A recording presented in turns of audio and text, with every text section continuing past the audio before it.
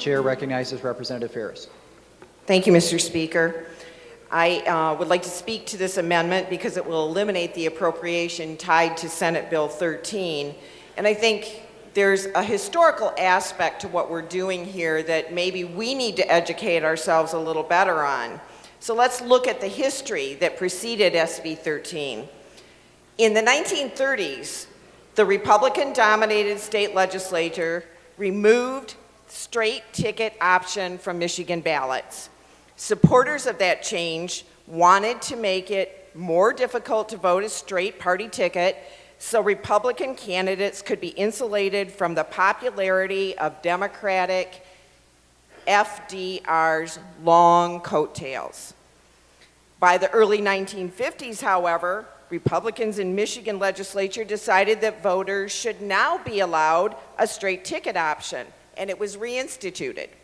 This was prior to the 1956 landslide that Republican presidential candidate, President Dwight D. Eisenhower, and they were looking for long Republican coattails.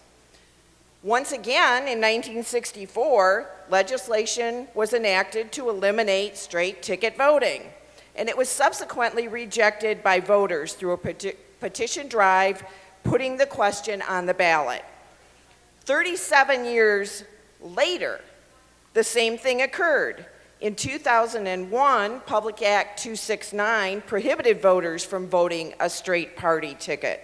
Once again, the voters, all of our constituents, were forced to do a petition drive, and legislation was passed to reject the elimination of straight ticket voting. Our voters have spoken out against the elimination of straight ticket voting time and time again. Eliminating it goes against what the people of this state consistently tell us that they want. But this time, the legislators introducing these bills have been ruthless. They've decided to make it referendum proof, like they have with so many other issues voters want, but legislators, believing in their great wisdom and the wisdom of their high donors, know better. They have added money and made it an appropriation. The ability to add an appropriation has been used many times in the recent past. It was used for the item pricing law. It included a $100,000 appropriation for developing a consumer education program and website. But the money was never spent, and it was returned to the general fund. So it was falsely referendum proofed. The Right to Work bill had a $1 million appropriation, and the state hired a Freedom to Work specialist. Almost 60% of that appropriation was returned to the general fund. Do you remember the ban on college athletic unions? Probably not. It was such a non-issue. But there was $100,000 appropriated, and all of it was returned to the general fund. Once again, a false need for referendum proofing. The voters of this state overturned the emergency manager law. Our constituents, our voters, overturned it. So what does the legislature do? A month later, it passed another emergency manager law, very similar to what the voters said they didn't want, and added an appropriation so it was once again referendum proof. Of the $5 million allocated in 2012, Treasury is still sitting on over $2 million of it. Is this what referendum proofing should do? Give Treasury $2 million of taxpayer money to sit on? For those of you that were not here during the Wolf Hunters versus Humane Society saga, which resulted in many emails, letters, and constituents visiting Lansing, the legislature finally passed an initiative, and they attached $1 million. Once again, yes, referendum proofing it. Well, so far, part of the money that was spent on invasive species for lakes and rivers, as far as I can tell, that's the only place the money was spent, and it really has had nothing to do with wolves.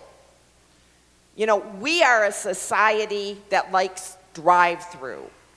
We like immediate service. We like immediate gratification.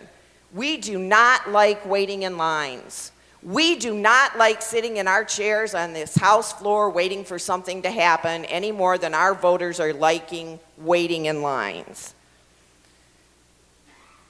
We should never vote for a bill that will disenfranchise disabled voters who enjoy going to the poll to demonstrate their democratic values, but could very well have to leave if the waiting period is too long. You know, we shouldn't expect our parents or our grandparents or other seniors in our districts to have to stand in line for long periods in order to vote. We should never add a roadblock to a voter's right to cast their ballot at a polling location. Yes, you're right, voters can choose to punch the ballot for whomever they wish. They can do it in each individual race. They can take months and get to know each candidate on the ballot, along with each issue or ballot proposal. But we know that isn't what happens. We know that this legislation is political in nature, and it dates back to whether you want FDR or Eisenhower's coattails to be the long ones you ride on. On December 5th, 2011, a U of M student by the name of Eric Feldman had a viewpoint op-ed published in the Michigan Daily. He was writing about Senate Bill 173, which would end straight ticket voting. Now, this is in 2001. His words are still very relevant today. In fact, they could have been written about Senate Bill 13. He said, voting is it's a fundamental right. It's protected from tests of education or social status, literacy, or knowledge of candidates. The only requirements of voting are citizenship and registration, and the vote of those who identify with party does not and should not carry any less weight than those who have the luxury to learn about each candidate. So I ask you, fellow legislators, how many of you feel that your voters know you? Do they know you well enough to seek out your name on the ballot? How many of us are here because voters believed in our parties and what our parties stand for, and trust that the parties that we run under will have candidates that will stand for those party ideals? Or because those voters really knew you? Mr. Speaker, I request a record roll call vote on this amendment. Representative Faris requests.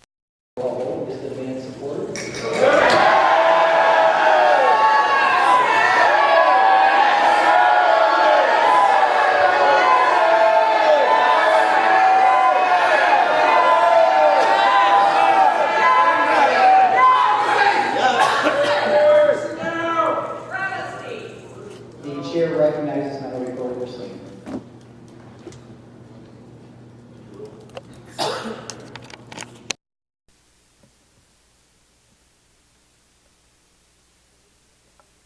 Okay, thank you. Come on, yeah.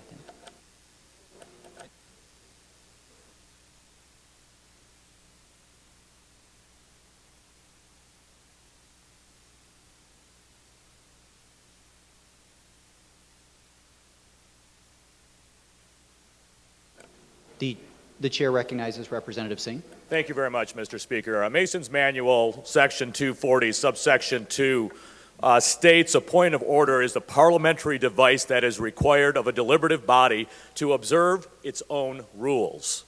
The state constitution is our highest set of rules. Article 4, Section 18 states that a record of vote in name of the member of either house voting a question shall be entered in the journal at the request of 1/5 of the members present. Clearly, 1/5 of the members supported a record roll call vote. So I'm using this point of order to ask you to recognize 1/5 of the members that are here and grant this record roll call vote as the state constitution demands. The House will go at ease to call the chair. Representative, it was a statement. You did not ask for a vote. Point of order. The chair Majority Floor Leader Singh for a point of order. That's what you're going to do? Are there further amendments?